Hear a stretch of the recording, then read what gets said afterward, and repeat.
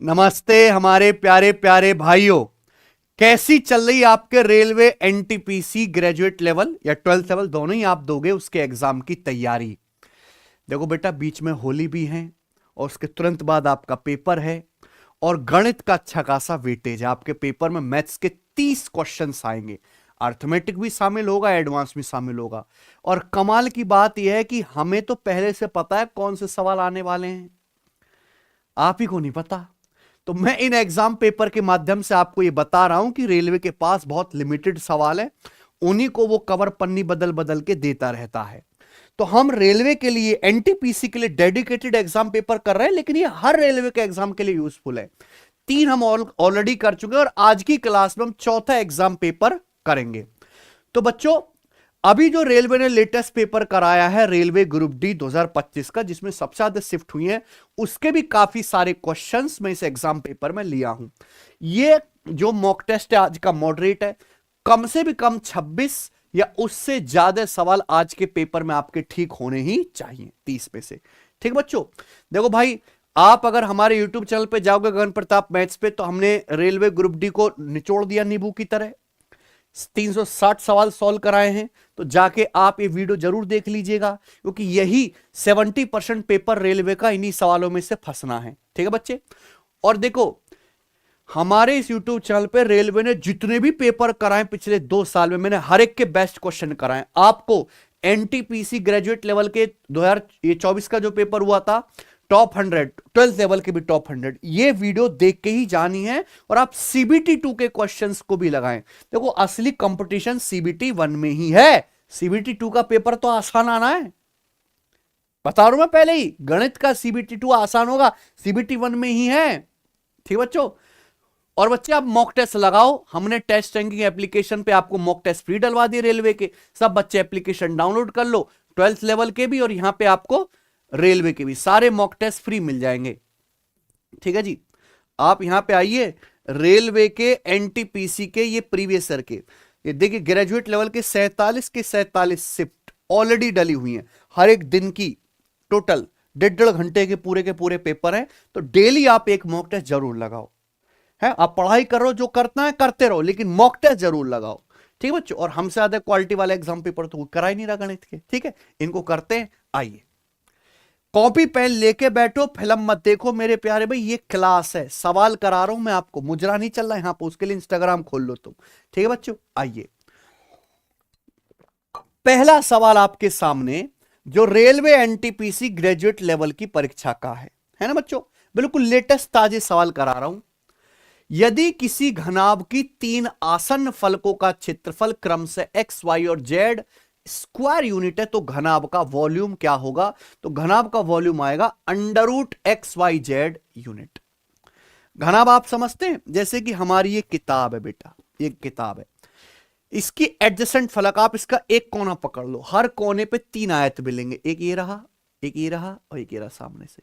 तो इनको ही बोलते हैं एडजेसेंट फेसेस। अगर इनके आपको यहां पे प्यारे बच्चों एरिया XYZ दिए, तो इसका वॉल्यूम क्या आएगा? √XYZ।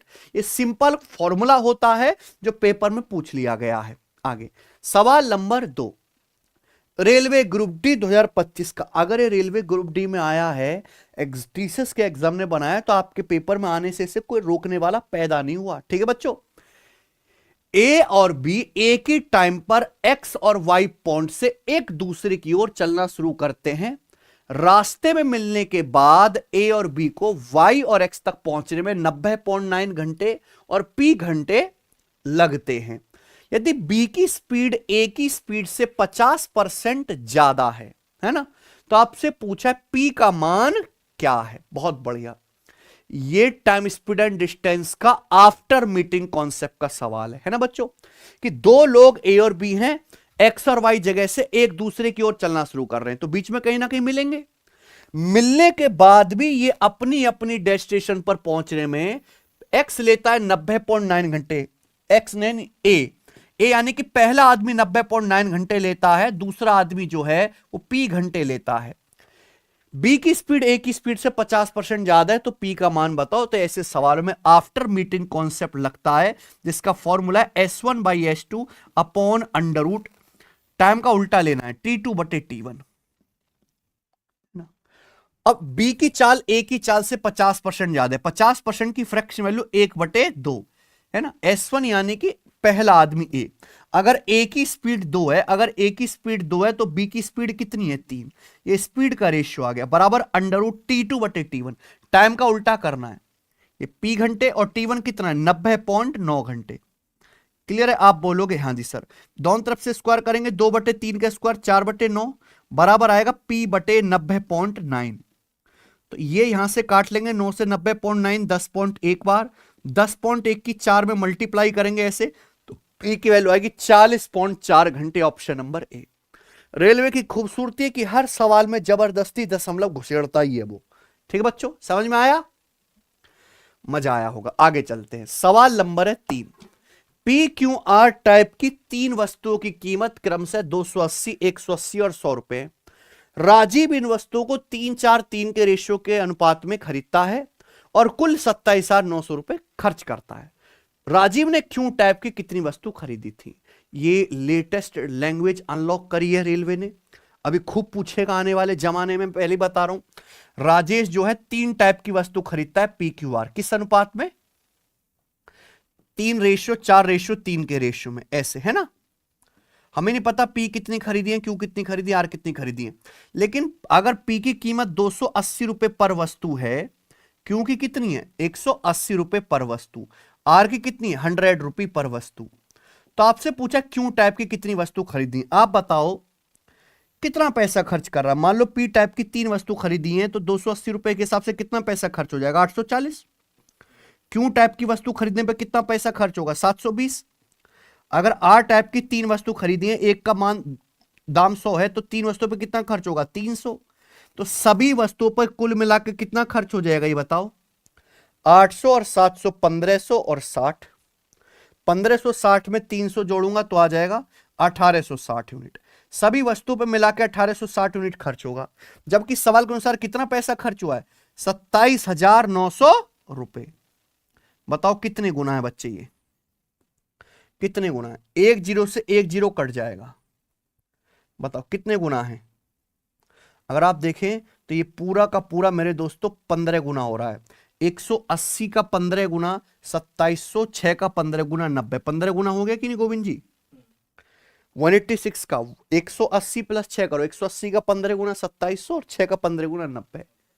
तो अगर ये 15 गुना हो गया तो क्यू टाइप की कितनी वस्तु खरीदी है 4 यूनिट, तो 4 की वैल्यू भी 15 गुना आ जाएगी यानी कि 60।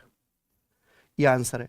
हालांकि आपको मैंने बहुत डिटेल में ऐसे लिख के बताया, आप यही सिंपल कैलकुलेशन करना शुरू कर देना कंप्यूटर पर टिप का ही, ठीक है ना, ये लिखना नहीं है बच्चों आपको।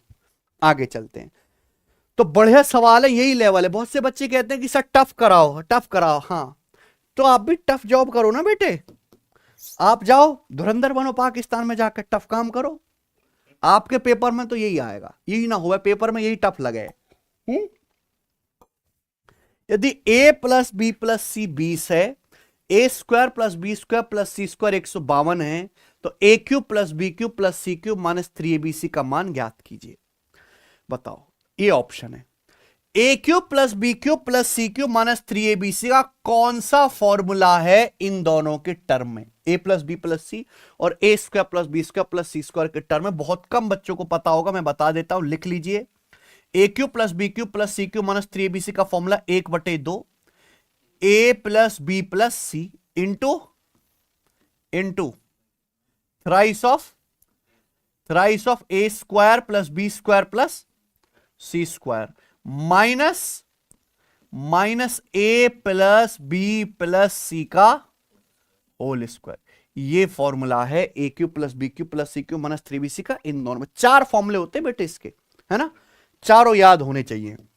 अब यहां पे वैल्यू रख दो, a प्लस बी प्लस सी की जगह 20 रख दो, 20 का आधा 10 into a² plus b² plus c² की जगह 152 रख दो, तो 152 का 3 गुना कितना आ जाएगा 456 minus a plus B plus C कितना है 20, 20 का वर्ग 400, तो 456 माइनस 156, 56 गुना 10 560 इस सवाल का आंसर है 560। ऑप्शन नंबर डी वाला सही है। ठीक है ना बच्चों, चलिए आगे चलेंगे।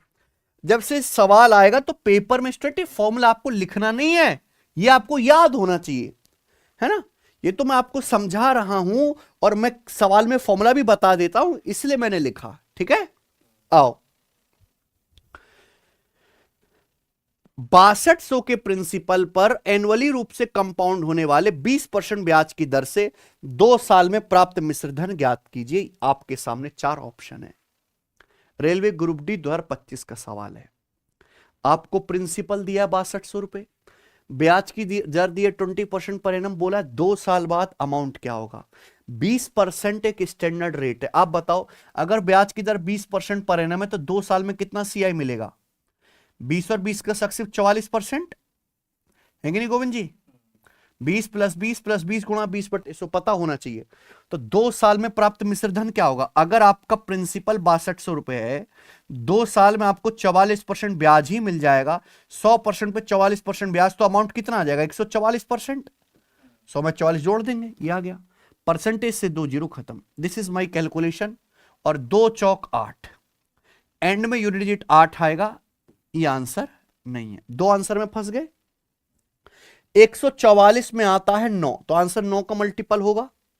9 9 2 8 10, ये 9 का मल्टीपल नहीं है, ये आंसर आएगा डी। 9 8 तो 10 8 18, ये 9 से कट रहा है। ठीक है जी, ओके। अगर आपके बेसिक कंसेप्ट ही हिले हुए हैं तो कब तक हिले हुए कॉन्सेप्ट के सहारे आप जो है पेपर देने जाते रहोगे? एक बार बढ़िया से पढ़ लो, रीजनिंग, मैथ्स और थोड़ी सी साइंस का तड़का लग जाए तो जिंदगी सफल है रेलवे की। रेलवे का पेपर बहुत आसान है, नौकरी लेनी भी बहुत आसान है, लेकिन एक बार अच्छे से सिलेबस करो जल्दी, और उसके बाद खूब प्रैक्टिस करो, लेटेस्ट सवालों को ही बार बार लगाते रहो। वो मैं यूट्यूब पे करवा रहा हूँ। बेसिक से पढ़ना है तो सिलेक्शन वे एप्लीकेशन पर रेलवे फाउंडेशन बैच ये आप ज्वाइन कर सकते हैं। सारे ही सब्जेक्ट, हम सारे ही टीचर्स, लाइव क्लासेस, 5 महीने का कोर्स, कंप्लीट रेलवे के एग्जाम की तैयारी आपकी हो जाएगी। ठीक है बच्चों, ज्वाइन कर सकते हैं। सवाल नंबर 6, 5 मीटर लंबाई 3 मीटर चौड़ाई वाले एक आयताकार पानी की टंकी में 1.5 मीटर की गहराई तक पानी भरा है। The area of wet surface, गीले पृष्ठ का क्षेत्रफल ज्ञात कीजिए। यह बढ़िया सवाल है गोविंद जी, है कि नहीं? बताओ। थोड़ा सा लॉजिक है, मैं ये नहीं कह रहा कि टफ है, थोड़ा सा लॉजिक है। मान लो ये आयताकार टंकी है ना, ये एक आयताकार पानी की टंकी है। ठीक है बच्चे, अब ये जो है 5 मीटर तो लंबी है, 3 मीटर ये चौड़ी है ना।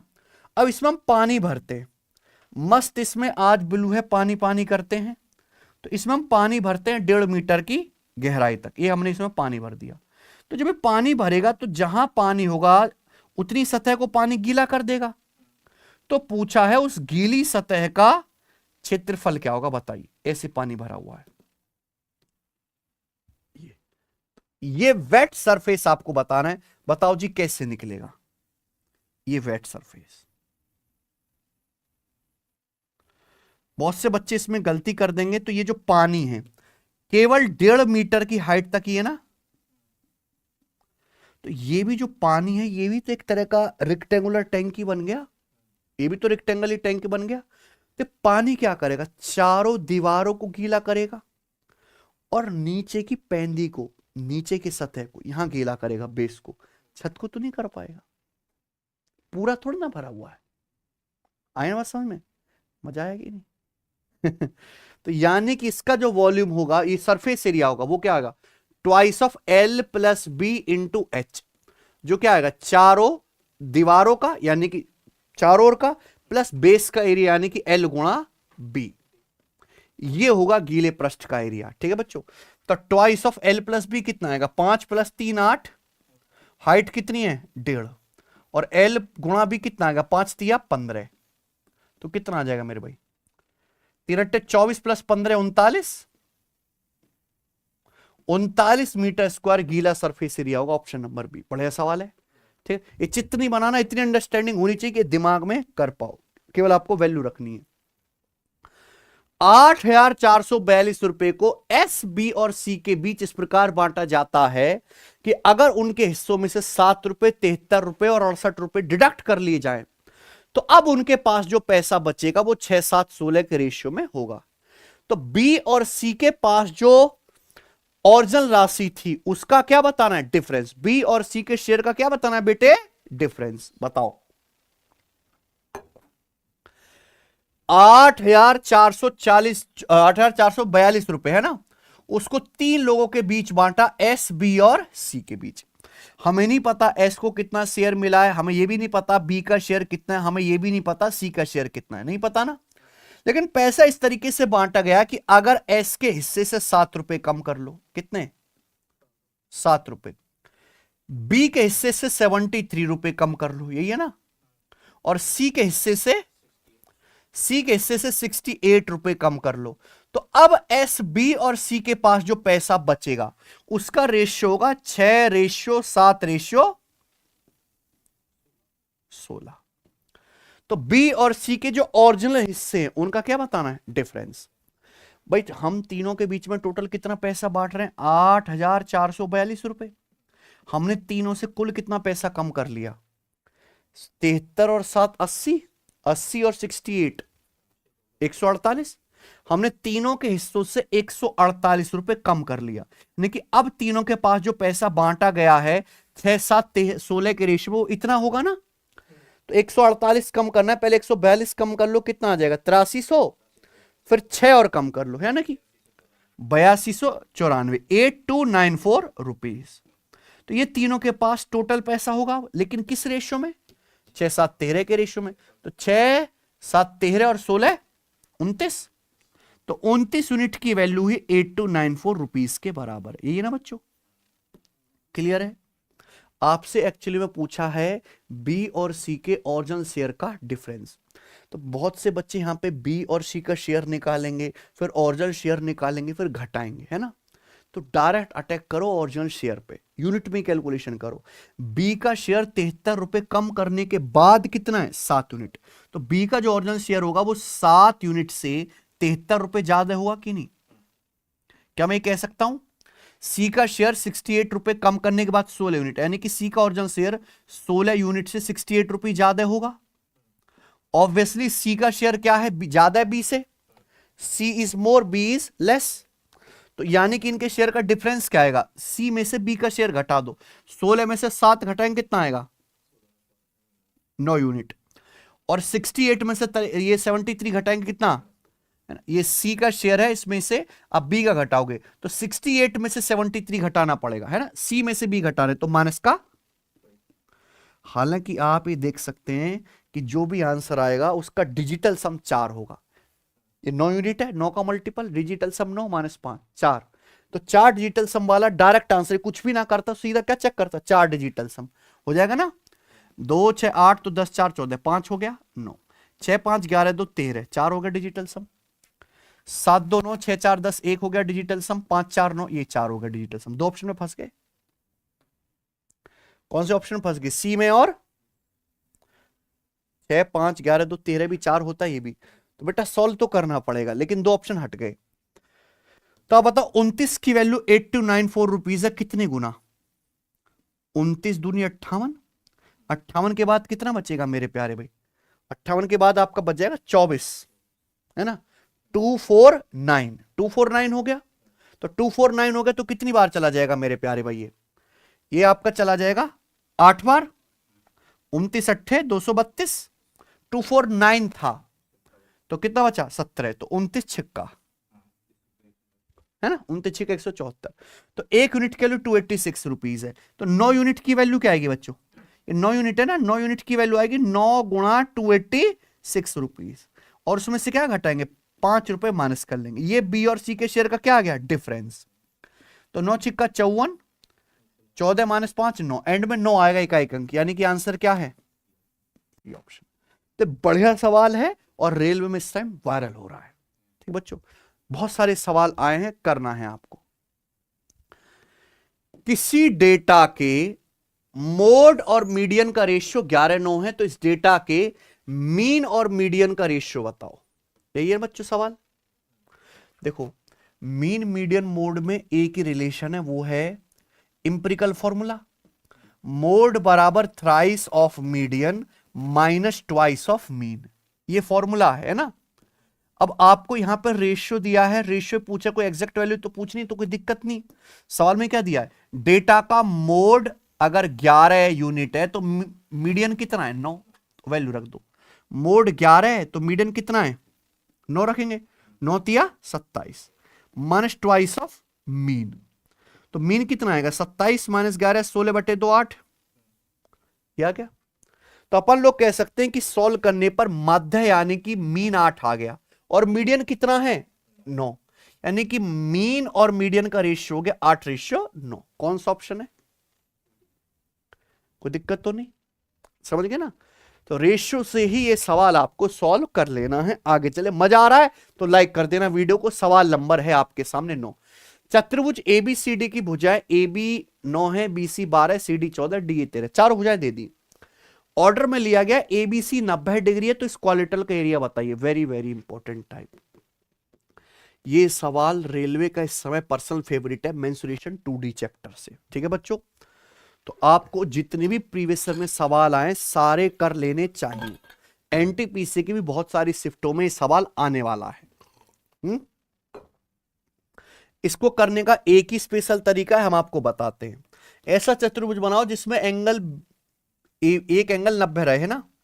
तो ये हो गया बेटा, ये 90 बना लिया मैंने।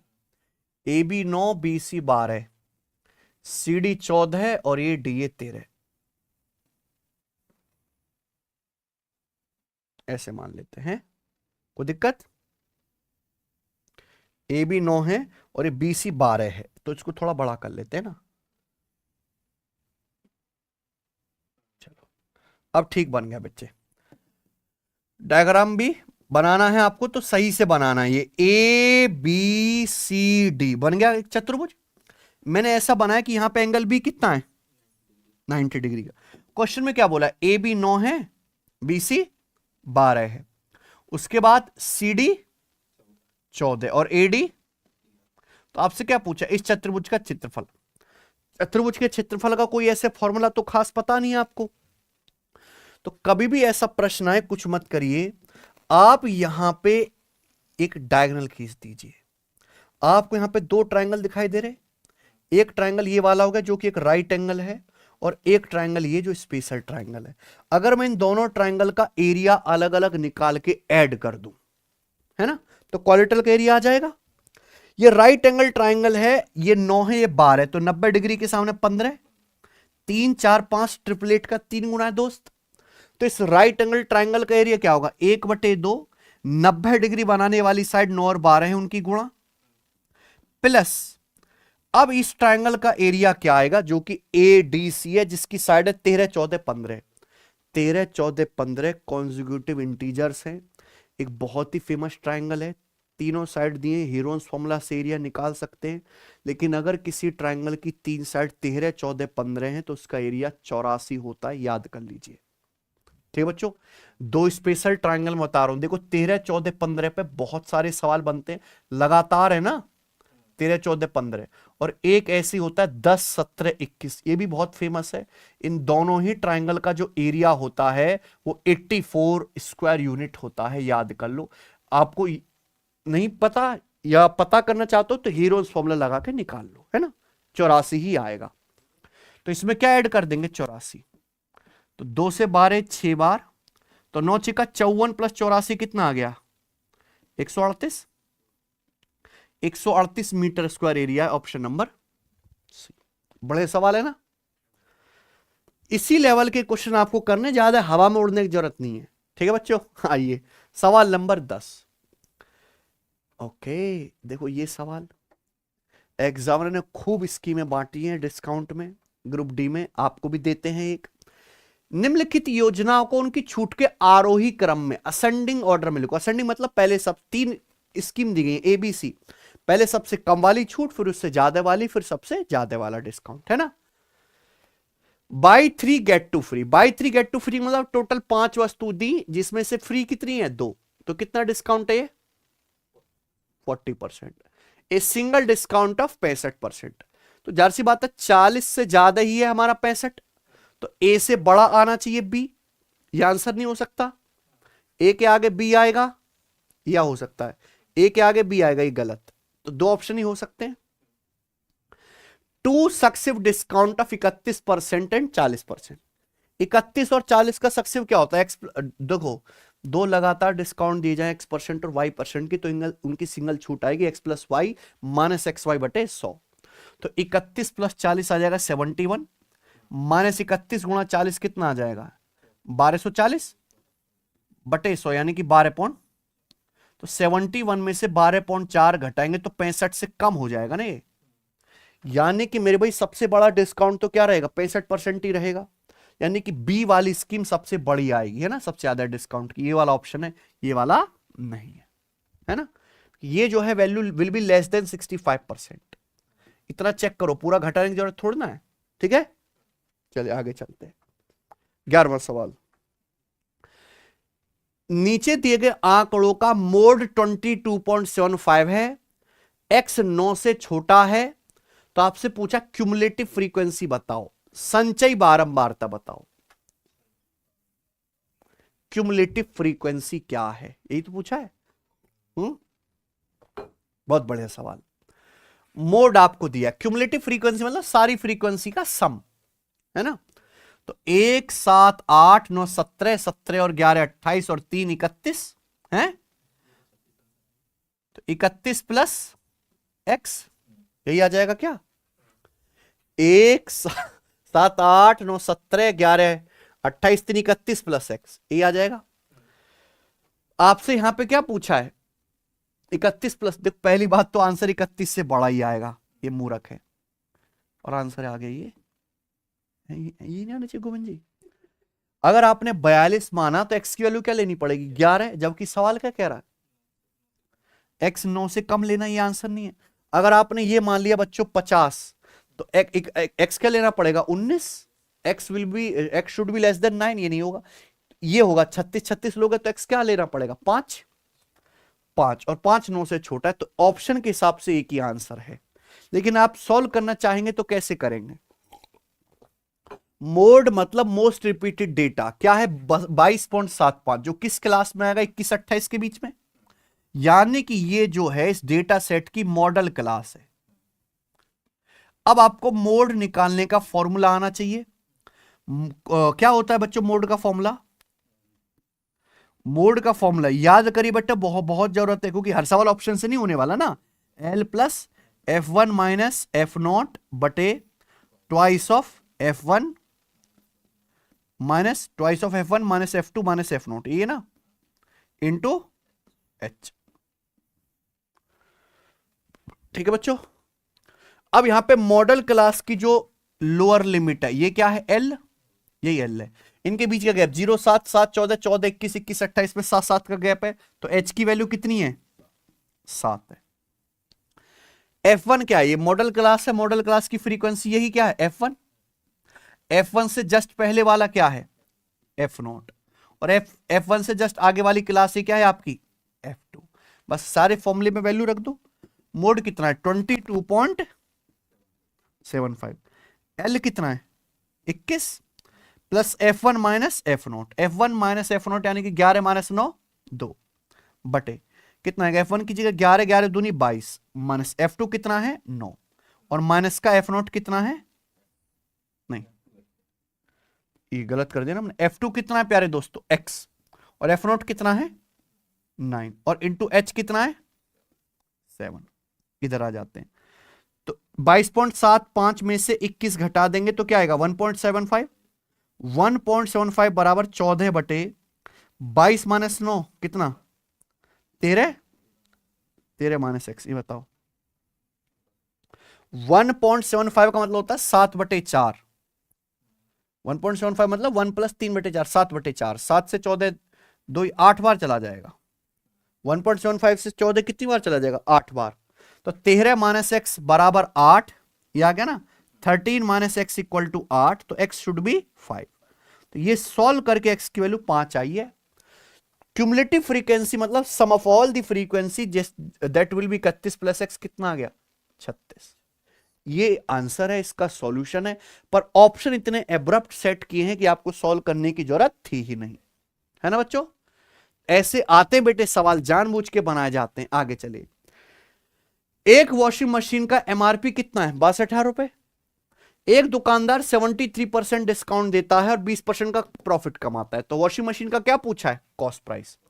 अगर डिस्काउंट परसेंटेज और प्रॉफिट परसेंटेज हो तो सीपी से एमपी का रेशियो निकाल लेंगे, 100 minus D upon 100 plus P. Discount कितना है? 73, तो 100 माइनस 73 37 है, सॉरी 73 है ना, 27। प्रॉफिट कितना होगा? 20%। 100 प्लस 20 120। ये तो कट भी गया, 3 से कट गए 9 बार और ये 40 बार। ये सीपी से एमपी का रेशियो आ गया। वॉशिंग मशीन का कॉस्ट प्राइस जो भी रहे 9 का मल्टीपल तो कन्फर्म आएगा, है ना। 9 का मल्टीपल कौन सा है? 9 6 3 9 6 1 7 ये नहीं है। 8 1 9 4 5 9 का मल्टीपल है। 8 1 9 4 3 7 ये नहीं है। 9 5 3 8 1 9 ये है। दो ऑप्शन में फंस गए, लेकिन आप आसानी से चेक कर सकते हैं कि 40 की वैल्यू कितनी है। मार्क प्राइस है 40 की वैल्यू 62,000। आप ये देख पा रहे हैं कि यहां डाटा जीरो, एंड में जीरो जरूर आएगा।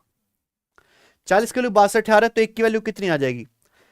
एक की वैल्यू आएगी 6200/4, यानी कि मेरे दोस्तों 1550। 1550 आ गया। 1550 गुना है ना, 40 से डिवाइड करेंगे तो 9 की वैल्यू भी 1550 गुना करेंगे तो एंड में क्या आएगा? जीरो। ये आंसर आएगा, ये वाला आंसर नहीं हो सकता। ठीक है ना। सवाल है आपके सामने यहां पर 13, बनाइए। A train overtakes 2 person walking along a railway track. The first person walks at 10.8 km per hour. Second person walks at 21.6 km per hour. Train takes 15 seconds and 20 seconds respectively to completely pass them. What the speed of train if both persons are walking in the same direction as the train? अगर दोनों आदमी train की ही same दिशा में चल रहे हैं तो रेलगाड़ी की चाल कितनी है? वेरी वेरी वेरी इंपॉर्टेंट सवाल, बहुत ही ज्यादा इंपॉर्टेंट क्वेश्चन है प्यारे दोस्तों ये। मान लीजिए एक रेल है, रेलगाड़ी है, रेलगाड़ी की स्पीड है s किलोमीटर पर आवर, ये तो निकालना है आपको s। अब ये रेलगाड़ी ट्रेन की ही दिशा में दो आदमी चल रहे हैं, उनको पार करती है, ट्रेन की सेम दिशा में चल रहे हैं। पहले आदमी की स्पीड है 10.8 किलोमीटर पर आवर और दूसरे आदमी की स्पीड है 21.6 किलोमीटर पर आवर। ये ना ट्रेन फर्स्ट पर्सन को क्रॉस करती है पूरी तरीके से, बोला गया 15 सेकंड में, दूसरे को 20 सेकंड में। तो आपसे पूछा ट्रेन की स्पीड। देखो जब भी कोई ट्रेन किसी आदमी को क्रॉस करेगी तो ट्रेन कितनी डिस्टेंस जाएगी? खुद की लंबाई के इक्वल। तो हमें कुछ नहीं करना है, यहां पे दो केस दिए, ट्रेन की लंबाई को बराबर कर देना है, दैट्स इट, है ना। जैसे मान लो ट्रेन की लंबाई क्या है? एल मानिए, तो ट्रेन जब किसी मान लो पहले आदमी को पार करेगी तो कितनी डिस्टेंस जाएगी? रिलेटिव स्पीड गुणा time. Relative speed same direction में क्या आएगा? s minus 10.8। भाई ट्रेन ने आदमी को क्रॉस किया है तो ट्रेन की स्पीड ज्यादा होगी, s माइनस 10.8। एक किलोमीटर पर आवर है ना, कितने सेकंड में पार करती है? गुणा टाइम 15 सेकंड में। दूसरे आदमी की स्पीड कितनी? 21.6 kilometre per hour. Relative speed क्या आएगी? ट्रेन की और दूसरे आदमी की, s माइनस 21.6। दूसरे आदमी को ट्रेन पार करते 20 सेकंड में, है ना। तो दिस शुड बी इक्वल, क्या होना चाहिए? बराबर। ये बराबर कर देंगे, आंसर आ गया। ये भी ट्रेन की लंबाई है, ये भी ट्रेन की लंबाई है। देखो यहां स्पीड तो किलोमीटर पर आवर में है और दोनों तरफ टाइम सेकंड में है। जब मैं इक्वल करता हूं तो किलोमीटर पर आवर से किलोमीटर पर आवर, सेकंड से सेकंड कट जाएगा। आप सेम यूनिट में कन्वर्ट करके भी कोई फायदा नहीं कर पाओगे, है ना। तो इसलिए आप डायरेक्ट टेंशन मतलब यही कर लो। 5 से कट गया, 5 3 15, 5 चौक 20। तो बताओ ये 3s और ये गुणा करेंगे 4s। 3s और 4s का डिफरेंस क्या आएगा? s। 3 की 10.8 में गुणा करेंगे 32.4, 4 की 21.6 में गुणा करेंगे 84 और 2.4 86.4 माइनस 86.4 और ये क्या आएगा? माइनस का 32.4। इनका डिफरेंस कितना आएगा मेरे प्यारे भाई? 54। तो s की वैल्यू आ गई कितनी? 54। s की वैल्यू 54 आ गई तो ट्रेन की स्पीड है 54 किलोमीटर पर आवर। कौन सा ऑप्शन है? C option. आगे चलते हैं, ये बताइए, सिंप्लीफाई करो। रेलवे ग्रुप डी में बतेरे सवाल ऐसे आए हैं, आप जानते हैं कि यहां कुछ सिंप्लीफाई नहीं करना, फॉर्मूला लगाना है A cube plus B cube बटे ए स्क्वायर माइनस ए गुणा बी प्लस बी स्क्वायर। क्या फॉर्मूला होता है? A cube plus B cube को अगर आप A square minus A B plus B square से डिवाइड करेंगे ए प्लस बी, क्या आएगा? ए प्लस बी 0.45 प्लस 0.2 जो हो जाएगा 0.65। 0.65 का मतलब 65/100। 65/100 यानी कि 5 से काटेंगे 13/। दो ट्रकों की स्पीड का रेशियो 7:3 है, ठीक है भाई। तेज चाल वाले ट्रक द्वारा 147 किलोमीटर की दूरी तय करने में लिया गया समय दूसरे ट्रक से 7 घंटे कम है। तो आपसे पूछा स्लो ट्रेन की स्पीड बता दो क्या है, स्लो ट्रक की स्पीड। देखो दो ट्रक है भैया, उनकी स्पीड का रेशियो कितना है? 7:3 है ना। तो मैं कह सकता हूं कि पहला वाला जो ट्रक है वो फास्ट है और सेकंड वाला ट्रक जो है वो स्लो है। और आपसे सवाल में क्या पूछ रहा है? स्लो ट्रक की स्पीड, है ना। चलिए, तो फास्ट स्पीड वाले ट्रक को 147 किलोमीटर जाने में स्लो ट्रक से 7 घंटे कम समय लगता है। तो दोनों ही ट्रक सेम डिस्टेंस जाएंगे, कितने? 147 किलोमीटर। अगर डिस्टेंस सेम जाएंगे तो उनके टाइम का रेशियो उल्टा होगा, 3 रेशियो, यानी कि फास्ट ट्रक अगर 3 यूनिट टाइम लेगा तो स्लो ट्रक लेगा 7 यूनिट। तो फास्ट ट्रक जो है स्लो ट्रक से 4 यूनिट समय कम लेगा। सवाल को sir fast truck slow truck से कितना टाइम कम लेता है? तो 4 यूनिट की वैल्यू ही क्या है? आपसे स्लो ट्रक की स्पीड पूछिए तो स्लो ट्रक कितना टाइम लेगा? 7 यूनिट। अगर 4 यूनिट की वैल्यू 7 घंटे तो एक की वैल्यू 7/4 और 7 यूनिट की वैल्यू कितने होंगी? 49/4 घंटे। ये मैंने ये स्लो ट्रक को जर्नी कवर करने में लगने वाला टाइम निकाल लिया, है ना। तो हमारा जो स्लो ट्रक है हौले हौले जो चलता है, ये slow truck 147 kilometre distance cover करता है कितने घंटे में? 7×7=49/4 घंटे में। तो स्लो ट्रक की स्पीड क्या आएगी? डिस्टेंस बटे टाइम। 49×147, 4 ऊपर जाएगा, 4×3=12, 12 किलोमीटर। कौन दिक्कत? मजा आ रहा है ना। Simplify, P minus q cube plus q minus r cube plus r minus p cube बटे P माइनस क्यू होगा बेटा, ये P माइनस क्यू बटे q minus r, P minus q into q minus r into r minus p. क्या आएगा answer? 3 है। हाँ बताओ बच्चों, कौन सा कंसेप्ट लगाया हमने यहां पे? हमने यहां पे सिंपल अलजेब्रा का कॉन्सेप्ट लगाया कि अगर a plus B plus c 0 है, अगर a plus B plus c 0 है तो a cube plus B cube plus c cube बराबर 3abc। अगर यहां पे आप ऊपर देखेंगे डेटा तो ये p minus q minus r minus p, इनको तीनों को ऐड करके क्या आ रहा है? 0 आ रहा है ना। p से p कट जाएगा, माइनस क्यू से क्यू माइनस आर से आर। तो a cube plus B cube plus c cube की वैल्यू क्या बनी चाहिए? अगर a plus B plus c 0 है तो a cube plus B cube plus c cube बनेगा 3abc। 3p minus q minus r minus p. और नीचे भी सेम चीज होगी, P minus q minus r minus p, है ना। ये कट जाएगा तो क्या बचेगा? 3। मेंटली करना था। एक चतुर्भुज के शीर्ष A 2 3 5 7 10 6 7 2 है। चतुर्भुज ABCD का एरिया ज्ञात कीजिए। ऐसे सवाल रेलवे ग्रुप डी में भी आए हैं बेटा, कोऑर्डिनेट ज्योमेट्री के। आपके सिलेबस में भी ये कोऑर्डिनेट ज्योमेट्री तो बहुत ही हल्के, बस एरिया और सेंट्रॉइड से ऊपर नहीं बढ़े, ये लाइन के इक्वेशन के सवाल नहीं आते यहां पे, ठीक बच्चों। तो किसी भी चतुर्भुज हो, ट्रायंगल हो, आप सबका एरिया निकाल सकते हैं क्रॉस वाले मेथड से, एरो मेथड से। जो चारों वर्टेक्स है चतुर्भुज के, बेस्ट तरीका बता रहा हूं, सुन लीजिए।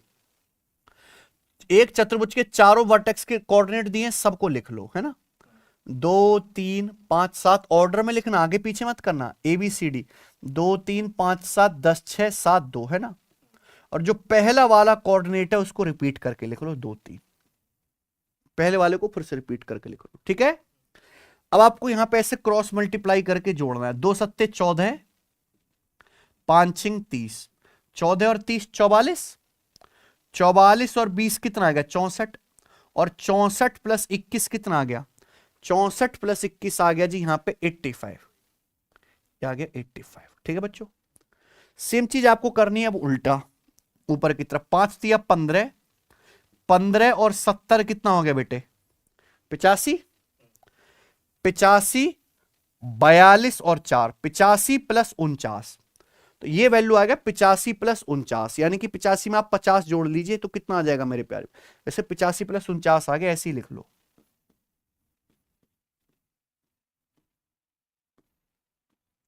है ना, सही किया आपने। 7 दूनी 14, 14 प्लस 30, 14 प्लस 30 44, 44 और 20 64, 64 और 21 85, ऐसे देखें 5 दिया 15 और 70 85, 42 और 4 49, कोई दिक्कत।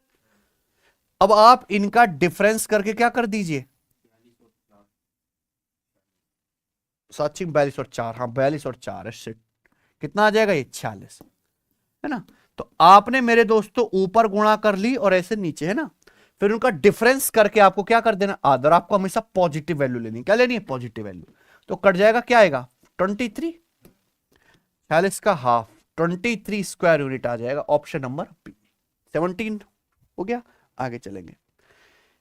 किसी पार्किंग लॉट में कुल 28 कारें हैं और मोटरसाइकिल हैं। एक पार्किंग में 28 कार और मोटरसाइकिल खड़ी है, पता नहीं कितनी कार कितनी मोटरसाइकिल है, टोटल गिनने पे आ रही है 28। कुल पहिए कितने, 92। कुल कितनी कार हैं, ये वही है, 2 पैर और 4 पैर वाले जानवर, जानवर ही तो हैं। मोटरसाइकिल के 2 पहिया और कार के 4 पहिया। आप यहां पे एलिगेशन लगाते हैं, ब्रेक करते हैं, XY भी मान सकते हैं, पर डायरेक्ट ट्रिक है। पहिए यानी कि लेग्स कितने, 92, जानवर यानी कि कुल वाहन कितने, 28। तो 4 पैर वाले जो जानवर होंगे यानी कि कार, कार के तो 4 पहिए होते हैं ना, कार की संख्या निकालने का डायरेक्ट शॉर्टकट है L/2 minus H, L/2 minus H. क्या रख दो यहां पे, L की जगह 92, 92 बटे 2 46 माइनस एच कितना है 28, तो 46 माइनस 28 कितना आ जाएगा 18, ऑप्शन नंबर सी। तो 18 कार हैं और 10 मोटरसाइकिल होंगे, है ना। चलिए, एक ट्रायंगल की साइड 102, 154 और 80 सेंटीमीटर है, ठीक है बच्चों। बताओ 154 सेंटीमीटर वाली भुजा की संगत एल्टीट्यूड क्या होगा, यानी कि 154 सेंटीमीटर वाली साइड पर अगर हम हाइट खींचे तो हाइट कितनी आएगी, सवाल है, बताओ बच्चों। ये भाई ये भी बहुत ज्यादा आया है अब, है कि नहीं। मान लो कि जैसे ट्रायंगल है, ट्रायंगल मान लीजिए, ABC नाम भी दे दो चलो इसको, ठीक है। हालांकि पेपर में इतना माहौल आपको बनाना नहीं, मैं आपको समझाने के लिए कर रहा हूं। तो इस ट्रायंगल की यहां पे 3 साइड है, 102, 80 और 154। 154 को मैंने नीचे बनाया क्योंकि सवाल क्या पूछ रहा है, 154 सेंटीमीटर वाली साइड पर सामने वाले वर्टेक्स से लंब डालेंगे, हाइट डालेंगे AD, तो आपको ये AD की वैल्यू बतानी है, यही है ना। तो देखो जैसे आप यहां पे परपेंडिकुलर डालेंगे, एक्चुअली 2 राइट एंगल ट्रायंगल बनेंगे ना, एक ADC एक ADB। तो इस हाइट AD की वैल्यू 80 से भी कम होगी, 102 से भी कम होगी, दोनों हाइपोटेनस से कम होगी, बेसिकली 80 से कम होगी, 80 से कम होगी, यानी कि ये वाले ऑप्शन आंसर या तो 15 है या 48 है। अब जिसपे भी सेट होगा, यानी कि जिसपे भी ट्रिपलेट, देखो इतने फोके फोके आंसर है, यानी कि कोई ना कोई ट्रिपलेट सेट हो रहा है, जिसपे भी ट्रिपलेट सेट हो जाएगा वही क्या होगा। तो मान लीजिए अगर मैं ये 48 मान लेता हूं गोविंद जी, है ना, 48 पे मुझे लग रहा है, तो बताओ ये कितना आ जाएगा फिर, किससे चला गया, 16 से, 16 × 48, 16 × 5 = 80, 16 × 4 = 64, 3 4 5 का ट्रिपलेट है, 3 4 5 का 16 गुना। तो अगर इस 64 आया तो यहां से यहां तक BD कितना आ जाएगा 90। तो ये 48 ये 90 क्या 102 बनेगा, 48 90 102 किससे कट रहा है, 6 से, 6 से 48 8 बार, 6 से 90 15 बार, 6 से 102 17 बार, 8 15 17 का ट्रिपलेट है, 6 गुना कर रखा है, सेट है माल एकदम, यानी कि क्या आंसर है ना। 15 तो पॉसिबल ही नहीं है वैसे, है ना, पूरा बता दिए। हालांकि इसका बेसिक मेथड क्या है कि जैसे ट्रायंगल की तीनों साइड दी है ना, कोई सवाल हो जिसपे ऐसे ना हो बेटा इंटीजर तो कोई ट्रिपलेट ही ना बन रहा हो, है ना, आंसर अप्रोक्स में हो। तो आप इस ट्रायंगल एबीसी का क्या निकालिए, एरिया। ट्रायंगल एबीसी की तीनों साइड दिए 102, 80, 154, हीरोज फॉर्मूला से एरिया निकाल लेंगे। और एरिया बराबर क्या होता है, 1/2 बेस गुणा हाइट। अब बेस क्या मानो, बीसी, बेस बीसी 154 है, 154 के ऊपर आपको हाइट निकालनी है एडी, खत्म, इक्वल कर दो एरिया को। हेरोन्स फॉर्मूला से एरिया निकालो और इसको 1/2 बेस गुणा हाइट से इक्वल कर देंगे। ये बेसिक मेथड है। रमन की इनकम है 68,800 रुपए, वह इनकम के 18.5% की बचत करता है ना। रमन की इनकम में 17% की वृद्धि होती है, खर्चे में 25% की वृद्धि होती है। बचत कितनी चेंज हो जाएगी, है ना, इंक्रीज डिक्रीज बताना है, सेविंग में कितना चेंज आएगा और आंसर बताना है रुपीज में, परसेंटेज में नहीं, है ना। अगर आप ऐसे कर लो कि सेविंग में कितना परसेंटेज चेंज आया फिर रुपीज में कन्वर्ट करो तो इट विल बी लेंदी, है ना। तो डायरेक्ट आप अटैक करो किस पे, सेविंग्स पे, कि रुपीज में। आप बताओ सेविंग होता क्या है, बचत क्या होता है, इनकम माइनस खर्चा। आप इनकम भी बढ़ा रहे हैं, खर्चा भी बढ़ा रहे हैं, तो बचत में परिवर्तन आएगा। कैसे, सेविंग में कितना चेंज आएगा, कैसे निकालेंगे भाई, इनकम कितनी बढ़ाई गई, खर्चा कितना बढ़ाया गया, दोनों को घटा दो, क्या आ जाएगा, सेविंग में चेंज आ जाएगा कि नहीं। इनकम इनकम कितना इंक्रीज किया, खर्चा कितना इंक्रीज किया, घटाओ सेविंग में चेंज। मान लो आपने की इनकम 10 रुपए बढ़ गई, आपने अपना खर्चा भी 7 रुपए बढ़ा दिया, 10 रुपए इधर से इनकम बढ़ी, 7 रुपए उधर से उड़ा दिए ज्यादा, तो 3 रुपए की बचत ही तो बढ़ी केवल आपकी, फिर वही करना है। तो रमन जी की इनकम कितनी, 68,800।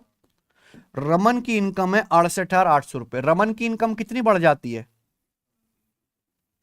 17%। रमन की इनकम 68,800 का 17% बढ़ जाती है। खर्चा कितना बढ़ा, 25%, खर्चा पता ही नहीं है। रमन अपनी इनकम का कितना बचत कर रहा है, अगर रमन 100% कमाता है, रमन कमाता है 68,800 रुपए, 68,800 में से 18.5% बचत कर रहा है, तो 100 में से 18.5 घटाओ, दैट मीन्स रमन अपनी इनकम का 81.5% क्या कर रहा है, खर्च कर रहा है, ये आएगा ना। रमन अपनी इनकम 68,800 का 81.5% खर्च कर रहा है, दिस इज द खर्चा, ये खर्चा आ गया। अब रमन का खर्चा कितना बढ़ जाता है भाई साहब, रमन का खर्चा 25% बढ़ जाता है, खर्चे का 25% बढ़ गया, यही है ना बच्चों, कोई दिक्कत। तो सेविंग कितनी बड़ी होगी, इनका डिफरेंस, तो यहां से 68,800 तो कॉमन ही आ जाएगा, है ना बच्चे। या आप ऐसे कह सकते हैं कि परसेंटेज से 2 जीरो और यहां परसेंटेज से ये 2 जीरो कट गए, है ना।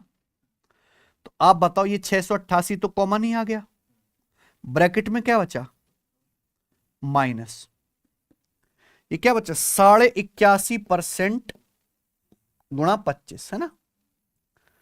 25% हो गया 1/4, 25% माने 25% माने 1/4, तो 81.5 का 4 आ गया, तो 80/4 यानी कि 20 से तो बड़ा आएगा, यानी कि ये निगेटिव हो जाएगा, 70 में से 20 घटाएंगे, answer will be in negative, यानी कि बचत क्या हो गई, घट गई है, यही बात है, कोई दिक्कत तो नहीं, आप बोलोगे नहीं।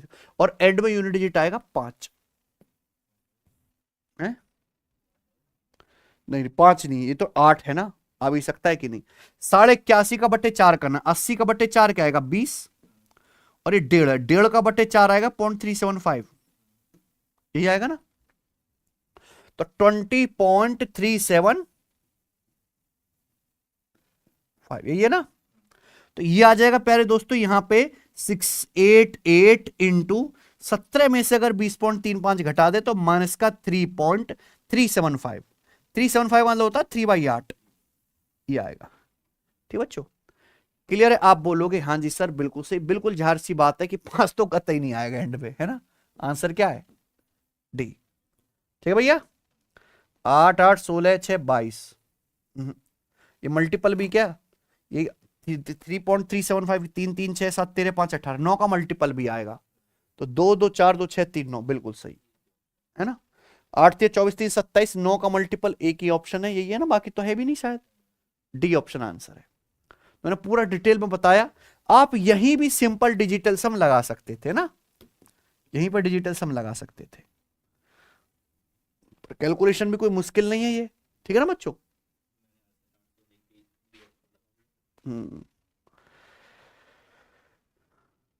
समझ में प्यारे बच्चों, कोई दिक्कत? आगे चलते हैं, अगला सवाल। सवाल है 21। एक क्लास के 32 बच्चों की एवरेज उम्र कितनी है? क्लास के 32 बालक, एवरेज उम्र 21 साल। अगर टीचर की उम्र भी शामिल कर ली जाए तो पूरे ग्रुप की एवरेज एज कितनी हो जाती है? 22 साल। टीचर की एज क्या है? अगर क्लास में 32 बच्चे हैं, उनकी एवरेज एज 21 साल है। अगर 21 साल का ही टीचर आ जाए एवरेज पे कोई फर्क नहीं पड़ेगा, लेकिन टीचर आते ही एवरेज उम्र 22 साल होगी। 21 से क्या हो गया एवरेज? 22, एवरेज 1 साल बढ़ गया, यानी कि टीचर 21 साल से ज्यादा उम्र का होगा। 32 बच्चे थे, टीचर और आया, लोग हो गए 33, एवरेज 1 साल बढ़ गया 33 लोगों का, यानी कि टीचर अपने साथ 33 साल एक्स्ट्रा लाया है। तो 21 से 33 ज्यादा टीचर कितने का है? 54 साल का। ऑप्शन नंबर बी आंसर है ना। बढ़िया सवाल। चतुर्भुज पी क्यू आर एस में एंगल आर और एस के समद्विभाजक पॉइंट टी पर क्वाड्रिलेटरल के अंदर मिलते हैं। Angle S T R 42.5 degree है, ठीक है। पी और क्यू का रेशियो 8:9 है। क्यू और पी के मापों में डिफरेंस बताओ। देखो, एक चतुर्भुज के 4 एंगल होते हैं पी क्यू आर एस, उसमें 2 एंगल पी और क्यू का क्या दिया है? रेशियो। आपको पूछा इनका डिफरेंस, क्या आएगा डिफरेंस? 8 और 9 का 1 यूनिट, 1 यूनिट की वैल्यू पूछी है। इसी डायग्राम नहीं बनाना बेटा, आर और एस के समद्विभाजक पॉइंट टी पर मिलते हैं। देखो, चतुर्भुज के आर और एस क्या हैं? लगातार एंगल। आर के बाद एस आएगा। अगर किसी भी क्वाड्रिलेटरल में 2 लगातार एंगल के बाइसेक्टर खींचे जाए, आर और एस के बाइसेक्टर, आर और एस के बाइसेक्टर कहां पे मिलते हैं? टी पर। तो ये जो एंगल एस टी आर होगा, इसकी वैल्यू, बाकी जो बचे 2 कोण है उनका क्या होगी? एवरेज। क्या होगा? एवरेज। ये कॉन्सेप्ट है, थ्योरम है। आई ना बात समझ में? तो यहां से एंगल P प्लस क्यू जो आएगा वो क्या आएगा? एंगल एस टी आर का दुगुना। एंगल P प्लस क्यू यानी कि 8 और 9 17 यूनिट। 17 यूनिट की जो वैल्यू आएगी angle S T R, angle S T R कितना? 42.5 डिग्री। 42.5 का दुगुना कितना आएगा? तो 17 की वैल्यू 85 डिग्री है, 5 गुना, तो डिफरेंस 1 यूनिट, 1 की वैल्यू 5 डिग्री आ गई। यही है आंसर। कौन सा? बताओ। 2 पंप हैं एम और एन, एक टंकी को 36 और 45 घंटे में भर सकते हैं, है ना। एक अन्य पंप है पी जो टंकी को 30 घंटे में खाली कर सकता है, ठीक है। पहले एम और एन को खोलते हैं, 8 घंटे के बाद पी को भी खोल देते हैं, ठीक है। टंकी कुल टी घंटे में भर जाएगी, टी का मान बताओ। समझ में बच्चों? आसान है बिल्कुल, एक ही सिस्टम में चल रहा है सवाल। भाई, एक टंकी में 3 पंप है, एम एन और एम कितने घंटे में भर सकता है? 36 घंटे में। आर 45 घंटे में, एन 45 घंटे में। पी खाली करने वाला पाइप है, जो पंप है जो 30 घंटे में खाली कर सकता है। तो इनका एलसीएम क्या आ जाएगा? 36, 45, 30, तीनों से कटने वाला आसान सा नंबर 180। मान लो टैंक की कैपेसिटी 180 है, तो पाइप एम की कितनी आ जाएगी? 5। इनकी कितनी आ जाएगी? 4। और पी 180 यूनिट 30 घंटे में खाली करता है, घंटे में कितना खाली करेगा? 6। तीनों की एफिशिएंसी आ गई। स्टार्टिंग में हमने एम और एन खोला, पाइप एम और एन खोला कितने टाइम के लिए? 8 घंटे के लिए। एम और एन 1 घंटे में कितना भरते हैं? 9। एम और एन 1 घंटे में 9 यूनिट भरते हैं, 8 घंटे में कितना भरेंगे? 72। तो यानी कि एम और एन ने 72 यूनिट टंकी भर दी, है ना। कितना टाइम लग गया? 8 घंटे। 8 घंटे लग गए। फिर 8 घंटे के बाद पी को भी खोल दिया, यानी कि अब तीनों पाइप ओपन हो गए। ऑल तीनों पाइप भरेंगे बेटा टंकी, ये 5 4 9 भरेगा, ये 6 खाली करेगा। तो तीनों पाइप 5 + 4 9 - 6, 3 एफिशिएंसी के साथ भरेंगे। लेकिन कितनी टंकी बची? टोटल टंकी कैपेसिटी 180 है, 180 में से 72 एम और एन ने भर दी, तो बची कितनी? 108। 108 यूनिट टंकी तीनों पाइप भरेंगे 3 एफिशिएंसी के साथ, कितने टाइम में? 36 घंटे में। तो यानी कि 8 घंटे ये प्लस 36 घंटे, पूरी टंकी कितने टाइम में भरी जाएगी? समझ में आएगा ना? कोई डाउट? तो सवाल तो ये आसान है, कोई मुश्किल तो है नहीं। दो संख्याओं का योग 88 है, उनका एलसीएम है 870, संख्याएं ज्ञात कीजिए। ऐसे सवाल की सीधे खुल्लम खुल्ला संख्याएं पूछ रहा है तो कुछ करने की जरूरत नहीं, सीधा क्या उठाओ? ऑप्शन। संख्याओं का योग 88 आना चाहिए, खैर वो तो सभी ऑप्शन का है। एलसीएम 870 होगा, 870 में आता है 29, 29 ते 87, तो किसी ना किसी संख्या में 29 जरूर आएगा। पहले ऑप्शन में 30 और 58 में 29 आ गया, 35 53 में नहीं है, 28 60 में नहीं है, 23 65 में नहीं है। क्या आंसर हो गया? हमेशा ऑप्शन से बनाए। एक्स आदमियों को एक काम को 36 दिन में पूरा करने का ठेका दिया गया। एक्स आदमी लगा दिया, ओए 36 दिन में निपटाओ, ठीक है। 3 आदमी बीमारी के कारण काम पे नहीं आए और बचे लोगों ने काम कितने दिन में किया? 39 दिन में किया। एक्स का मान कितना है? अच्छा, काम होता कितना है? Man into days. वर्क क्या होता है? Man into days. सिंपल बताता हूं मेरे भाई, एक्स आदमी एक काम को 36 दिन में पूरा कर सकते हैं, है ना? ये क्या टोटल वर्क? टोटल वर्क है।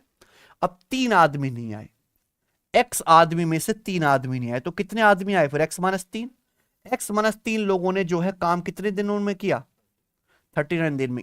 39 दिन में किया, ये भी टोटल वर्क है, ये भी टोटल वर्क है, बराबर बराबर कर देते। 3 से जाएगा 12 बार और ये 13 बार, तो 12x और 13x का डिफरेंस क्या आएगा? x बराबर क्या आएगा? 13 तिया 39, 13x बन 12x, ये उधर आएगा 39 से आंसर है। कुछ है नहीं सवाल में, ये बताओ। Angle of elevation of top of tree at a distance of 60 metre from its foot on a horizontal plane is found to be 30 degree, find the height of tree, है ना भाई। एक क्षैतिज तल है और मान लीजिए प्यारे दोस्तों कि ये एक पेड़ है, ये एक पेड़ खड़ा है, तो ये एक ब्यूटीफुल सा पेड़ है। अब बोला है जमीन पर एक पेड़ के टॉप का एलिवेशन एंगल, ये पेड़ का फुट हो गया, फुट से 60 सेंटीमीटर की दूरी पर, एक 60 मीटर की दूरी पर, है ना। पेड़ के टॉप का एलिवेशन एंगल हम जब देखते हैं तो कितना आता है? ये 30 डिग्री। तो आपसे क्या पूछा? पेड़ की हाइट। ये 60 डिग्री का एंगल होगा, पेड़ सीधे खड़े होते हैं। अब 30 डिग्री के सामने होता है 1 यूनिट और 60 डिग्री के सामने क्या होता है? √3 यूनिट। √3 यूनिट की वैल्यू 60 मीटर है, तो एक की वैल्यू कितनी आएगी? 60 बटे यानी कि 20 या 60 यानी कि 20 √3 मीटर। ऑप्शन नंबर 1/20 11/80 का कितना परसेंट है? अप्रोक्सीमेट बताइए। परसेंटेज चैप्टर में अगर सबसे ज्यादा कोई सवाल रिपीट मोड पे लगाया एग्जामिनर ने एआई से बनवा के, तो यही है। 1/20 11/80 का कितना परसेंट है? तो 1/20 की हैसियत 11/80 का, तो बेस कितना है? 11 तो 11/80 का कितना परसेंट है? 1/20 जो पूछा है ऊपर लिखेंगे। 20 से हमारा 80 4 बार कट लिया है ना, 4 ऊपर पहुंचेगा, 4/11। 1/11 कितना होता है? 9.09% स्टैंडर्ड है। 4/11 9.09% का 4 गुना 36.36। That's it. ठीक है जी, आगे चलिए। आयत ABCD के अंदर कोई पॉइंट P है, अगर PA 87 है, PB 12 है, PC 96 है, PD की लंबाई बताओ। यह है ब्रिटिश फ्लैग थ्योरम पर बेस्ड क्वेश्चन। अगर किसी रेक्टेंगल हो स्क्वायर हो, दोनों में लगेगा कॉन्सेप्ट। अगर किसी रेक्टेंगल के अंदर किसी भी पॉइंट P से हम चारों कोनों को मिला देते हैं ABCD को, है ना बच्चों, तो आमने सामने के कौन से कोने होंगे? AC और BD। तो इनके स्क्वायर का सम बराबर होगा PA square plus PC square बराबर PB square plus PD square. ये है बच्चों, इनमें से आपको कोई 3 वैल्यू देकर चौथी पूछता है, और रेलवे में ही आता है ये सवाल, है ना। एसएससी ने तो इसे भुला दिया है। पीए की जगह अब देखो ऐसे सवालों का एक ही टेक्निक है, आप क्या करो, यूनिट डिजिट। हमेशा जितने भी सवाल हैं हम यूनिट डिजिट से ही करते हो, ये कोई नया नहीं है, रेलवे 2 साल से पूछ रहा है ये, है ना बच्चों। आपको यहां पे पीडी की वैल्यू निकालने, पीए कितना 87, तो 87 7 का स्क्वायर 49 9, पीसी कितना है 96 यानी कि 6 का स्क्वायर 36 6, पीबी कितना है 12 2 का स्क्वायर 4। आप बताओ पीडी का स्क्वायर ऐसा होना चाहिए कि यहां पे 9 6 15, 9 6 15 और यहां पे भी 15 मतलब 5, तो यहां 4 1 5, तो पीडी स्क्वायर का यूनिट डिजिट क्या बनेगा 1। 1 किसका बनेगा 6 का स्क्वायर 36, 4 का वर्ग 16, 0 का वर्ग 0, 9 का स्क्वायर 81 का 1 आएगा। तो आंसर क्या है, यूनिट डिजिट मैच कर लो भाई। अगर यहां 9 6 15 5 हो रहा है तो यहां भी 4 1 5 बनना चाहिए। तो पीडी ऐसी संख्या है जिसके स्क्वायर का यूनिट डिजिट क्या आएगा 1, दैट्स इट। यदि किसी संख्या के 20% को 72 में जोड़ा जाए तो खुद वही संख्या प्रकट हो जाती है, परिणाम में वही संख्या प्राप्त होती है, result is the same number. उस संख्या का 60% क्या है, किसी संख्या के 20% में 72 जोड़ दिया जाए तो खुद वही संख्या 100% आ जाती है। हर संख्या 100% है, 20% से संख्या 100% हो गई, यानी कि संख्या कितनी बढ़ाई गई 80%। कैसे, संख्या में 72 जोड़ा गया तो 80% की वैल्यू कितनी है, तो 60% की वैल्यू कितनी आएगी 80% 72, 60% क्या आएगा 3/4 गुना है, तो 72 का 3/4 कितना आ जाएगा 54। हालांकि 9 का मल्टीपल ही रहेगा ना, ए ऑप्शन। ये बताइए सवाल नंबर 30, आखिरी सवाल टेस्ट का, ठीक है। 2 पाइप ए और बी मिलकर एक टंकी को 8 घंटे में भरते हैं। अगर उन्हें अलग अलग खोला जाए तो बी को टंकी भरने में ए से 12 घंटे ज्यादा लगेंगे। ए द्वारा टंकी को अकेले भरने में लिया गया समय बताओ। देखो 2 पाइप हैं दोस्त, ए और बी, है ना। ए और बी मिलकर एक टंकी भर सकते हैं 8 घंटे में। अगर अकेले खोला जाए तो बी को टंकी भरने में ए से क्या 12 घंटे ज्यादा लगते हैं। बी अकेले टंकी भरने में ए से 12 घंटे ज्यादा लेता है, तो ये क्या दिया, इनके टाइम का डिफरेंस। तो आपसे पूछा है ए टंकी को भरने में अकेले कितना समय लेगा। तो एक तो तरीका है एक्स मान के, कि माना ए एक्स घंटे लेता है तो बी कितना लेगा x + 12। फिर यहां से आप एफिशिएंसी को बराबर करोगे, तो वो तो इक्वेशन सॉल्व करनी पड़ेगी, लेकिन हम हमेशा ऐसे सवालों को कैसे बनाते हैं, ऑप्शन से, है ना। तो दोनों का कॉम्बिनेशन बड़ा प्यार आ रहा है 8 घंटे। अगर मान लो ए 16 घंटे ले रहा है तो बी लेगा 28 घंटे। 16 और 28, 28 में 7 आ गया, गंदा है ना। अगर मान लो ए ले रहा है 12 घंटे तो बी लेगा 24 घंटे, ये हो सकता है ना। अगर ए 12 घंटे ले रहा है तो बी 24, दोनों मिलकर कितना समय लेंगे 12 × 24 / 12 + 24 यानी कि 36, आ गया ना 8 घंटे। 12 से 36 3 बार चला गया, 3 से 24 8 बार, दोनों मिलकर 8 घंटे में कर लेंगे। तो मैंने ऑप्शन से चेक किया, ये 12 घंटे ले रहा है, बी 24 घंटे, दोनों मिलकर लेंगे x × y / x + y, सीधा शॉर्टकट है। ए x घंटे में भरता है, बी y घंटे में, दोनों मिलकर भरेंगे x × y / x + y। तो 12 पे सेट हो गया, ये क्या हो गया, है कि नहीं बढ़िया। तो हमेशा कैसे बनाइए ये वाला सवाल, ऑप्शन से, और बहुत वायरल है। चलो रुक जाओ भी, भागो मत। ये भी रेलवे ग्रुप डी के पेपर का पूछा हुआ सवाल है, ये आपका होमवर्क है, इसका आंसर कमेंट में करके बताओ। सब बच्चों का आंसर आना चाहिए, ठीक है बच्चों। और आप जाइए हमारे चैनल पे सिलेक्शन वे पे, और हमने यहां पे जितने भी आपको अभी तक एग्जाम पेपर कराए हैं, अब पहले दूसरे तो बहुत जोश में देखते हो फिर ठंडे पड़ जाते हो, है ना। ये एग्जाम पेपर 3 है, एग्जाम पेपर 1 है, ये एग्जाम पेपर 2 है। करा रहा हूं डेली, एक दिन छोड़ के तो करा ही देता हूं बच्चों। 10 प्रॉमिस है, 10 पेपर से पहले करा दूंगा, ठीक है। तो आप ये जाके जो है जरूर करें और इसका आंसर भी बताएं। कैसा लगा ये टेस्ट, आपका कितना स्कोर आया, है ना, मुझे कमेंट में जरूर बताइए। और आपको बैच ज्वाइन करना है रेलवे का ही स्पेशल, केवल रेलवे के ही प्रीवियस ईयर के सवाल होंगे, वो आप सिलेक्शन वे एप्लीकेशन से ज्वाइन कर सकते हैं, ठीक है। चलिए धन्यवाद।